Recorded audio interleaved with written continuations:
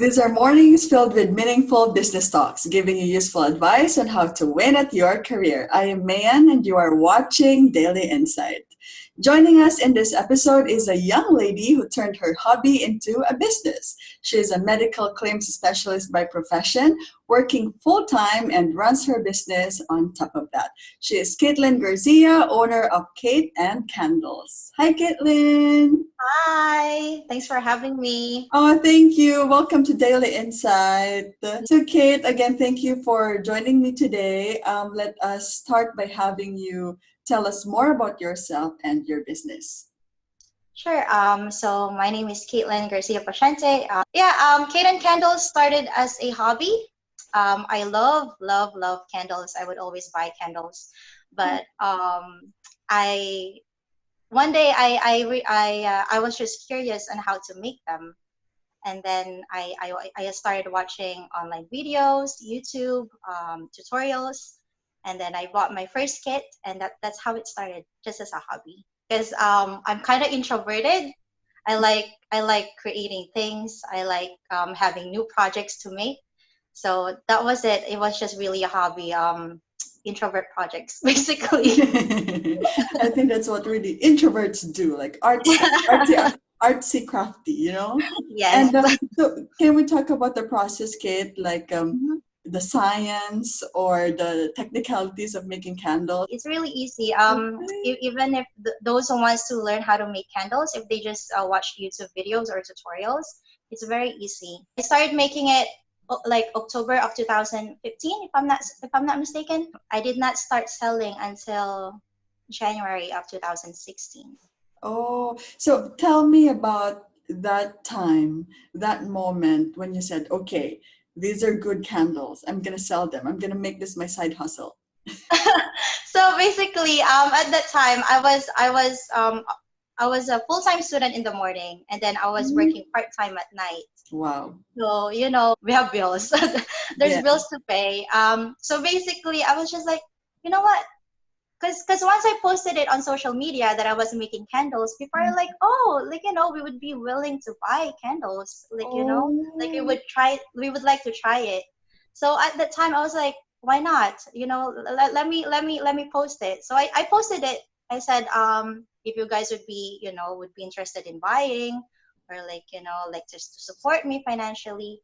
And then overnight, actually, that one night, and I posted it at night. In the morning, I had 38 orders. Wow, 38 orders? The first Yeah, time you overnight. posted it? Oh my goodness. So, okay, let's talk about that first Mhm. order. Can you tell me more about that? Because I'm really a fan of the packaging, how you named the scent. So basically, when I first released it, the first batch of candles that I released, they weren't labeled yet. Hmm. They were just in plain containers. They were even colored then. I just had a tag on it, like the first batch that I released. But then later on, since I keep getting new orders, I was like, you know what, might as well, recreate the product. And I don't I didn't want to sell it just because people felt like they had to support me financially. Mm-mm. I wanted them to, get their money's worth, basically. Like, they get their money's worth, that they would really love and they really like the candles. So we recreated it. I had a friend who she's a graphic designer, so I talked to her about the labels and the names. And yeah, that's basically it. Yes, Wow. that's why whenever I would take orders, I would tell them to give me 2 weeks, because I'm Oh, very critical with my work with the candles.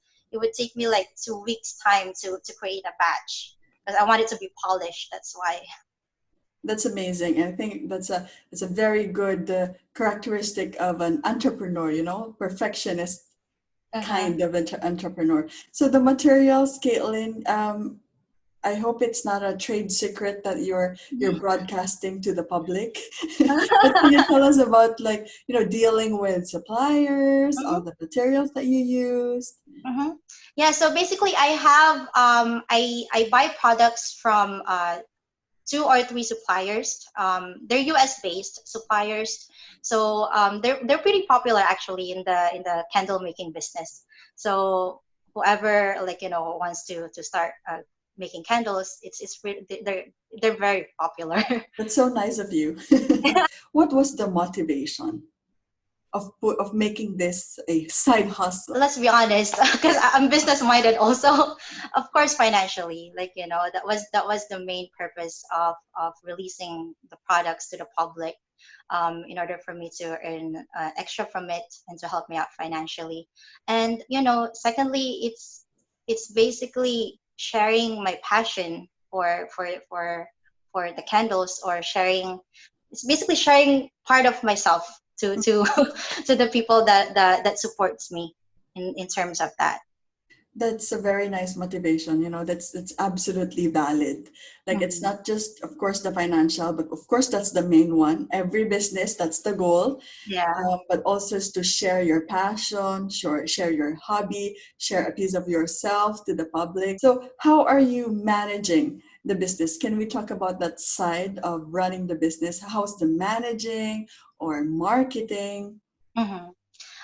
Mostly marketing wise, I post on social media. That's most of where I get my customers from, social media.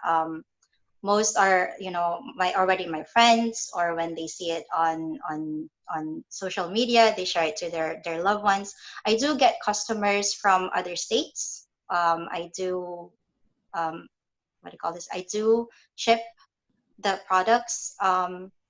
So yeah, that's basically it. Social media is the key. So we learned about Cait and Candles and the motivation behind it. When we come back, we will learn the challenges that came with managing Cait and Candle.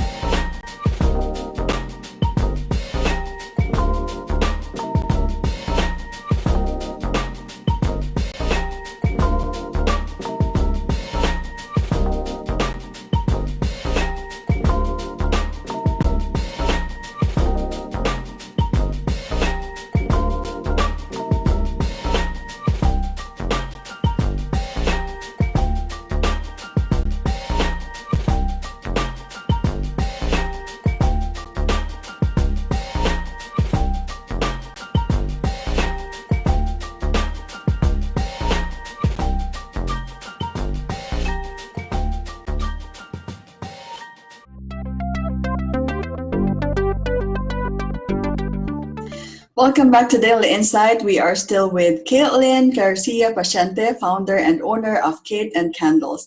So, Caitlin, can you share with us the challenges that came with managing Cait and Candles? All right. So being a one woman army, sometimes we make mistakes, right? We're only human. We make mistakes. There was actually one batch that went out. I believe this was just early last year, if I'm not mistaken. There was one batch that went out that were not perfect. They were not polished. The candles were not lighting up. That was one of the feedback that I got. But thankfully, those customers, or those who bought the candles, they were very understanding. They understand that, since they're homemade, they're not factory manufactured. Of course, there's always going to be something with it. But they do understand, and I did learn from that experience. I so I learned from that experience to slow down the process, take it easy. I don't have to rush it. Better not to rush it, and do it slowly and for the candles to be perfect before I release it to the public, other than, producing a lot of candles in a day, but at the end of the day, they're not perfect. So I learned from that experience, and from there on, I make sure to take my time in making the candles to make sure that they're perfect. Kaden, I think that's very understandable, right? So as you said, you are by yourself, and you, of course, would like to please the customers by delivering your candles on time. So I love those learnings that you just shared. How do you get back up from things like that, from challenges like that? How did you please, or did you apologize to the customers? Mm-hmm. I make sure that I have a good customer service experience. I mean, customer service basically with the customers. I would message them personally. I did message them personally, asking if they would like a refund or for me to just replace the candles. Some of them they did understand. Some of them actually didn't even ask for a refund. They understood, yes. Which I'm very thankful. I'm very thankful. They do understand. They did understand the process. Some I did refunded. Some I replaced their candles. Mhm. But mostly, it's really just customer service. The way that you communicate with your customers, the way that you make them feel that you're right. I apologize. The mistake is on my part, and I hope you would still support me in the future, even if this happened. When you experience something like this, like challenges, how do you stay motivated? So when that happened, I actually felt down. I stopped selling candles for a while after that happened, because I didn't want to feel like I didn't want my customers to feel like they're being cheated, Mm-hmm. basically. I want them to get their money's worth. So I stopped selling candles. But then, after a while, people started messaging me and asking me, can I buy candles? Where are the candles? What's happening to the candles? And that's when I realized that, you know what? People understand, and we won't be able to please everyone. We can't please everyone. And if you're able to sell candles or products to 10 people, and out of those 10 people, 3 customers comes back and buy your products again, then it's a win-win situation still. Yeah, so they started messaging again, like, what happened to the candles? We want to buy candles. And I was just like, you know what? Let's restart this. Let's go. That's a very interesting story, Caitlin, and thank you for sharing that part of doing your business. You were basically feeling down, and of course, that's very understandable. Now, you said you were also motivated by the customers who were looking for your candles. Now, the fun part, how do you distress? How do you recharge? Sometimes we have to pause, stop about, not think about the business, and Yes. do something fun. So what Yes. is that fun thing? I do have other hobbies. I play the guitar. Um, I I make soap. Yeah. I make soap. I do have plants. Basically, I focus on other things, on lighter things. I eat, I sleep, I watch movies as every normal people does. I love that. Yes. That's basically how I distress. You Yeah. said you make soap, so I guess Kate and Candles will be soon Kate and Candles and soaps. We'll think about that first. Yeah, you should. Okay, maybe after this guesting, it will motivate you to make or to add soaps in your product line. So moving on with the challenges, Caitlin, since Mhm. you've mentioned that and you shared that part of your story.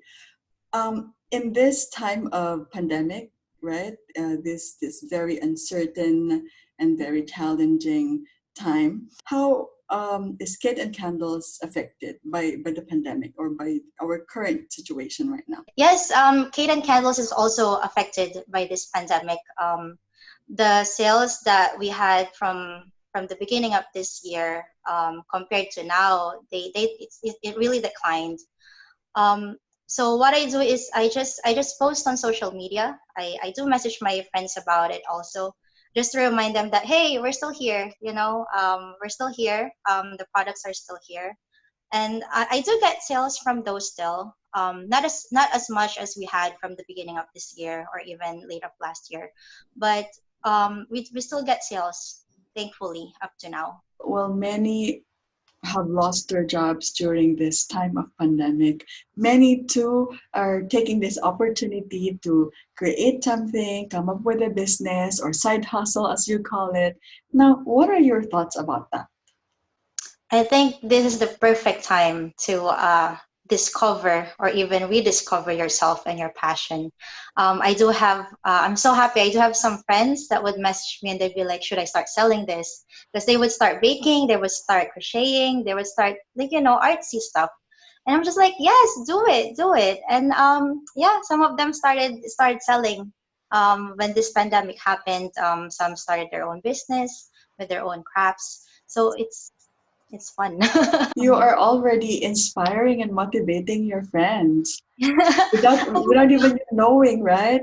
You started Cait and Candles, and now you're inspiring your friends to also come up with business, turning their hobbies into side hustles. Mhm. So, as a entrepreneur who started small, what's the best piece of advice would you give to those like your friends who are willing to come up with business ideas, especially during this time? Yes, do it.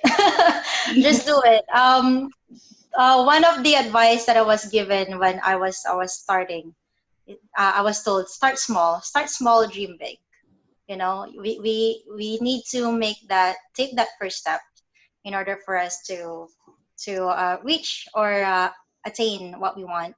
This is the best time, as I said earlier, to discover or rediscover ourselves and our passion and our craft. And just trust your products. Trust your products. Have faith in your products, because if you don't trust your products and you're selling it to the world, or you're selling it to people, if you don't trust your products, they won't feel that. I know it's hard to because I've been there myself, to put yourself out there, to put your products out there, and thinking, would people like it? Would people buy from you? As I said, trust your products, and customer service is the key. Customer service, marketing also, and make sure you have a good communication with your customers or your client. Yes, just do it. Absolutely great piece of advice. Thank you so much, Caitlin, for sharing your time and your story. It was absolutely inspiring. But lastly, before we let you go, how and where can we find more about Cait and Candles? Yes, Cait and Candles is on social media. We're on social media. We're on Facebook. We're on Instagram, and we're also on Etsy. So those who wants to order online, we're on Etsy, and or you can contact me personally. I have Facebook. I have Instagram. Caitlin Garcia Paciente. All right. Thank you so much again, Caitlin. You know, in this time of chaos and uncertainties, it would be great to do our part in our own little way to show some love to our neighbors and community. And one of the ways is to support the small and local businesses in your area. I am Mayan. Thank you for watching Daily Insight.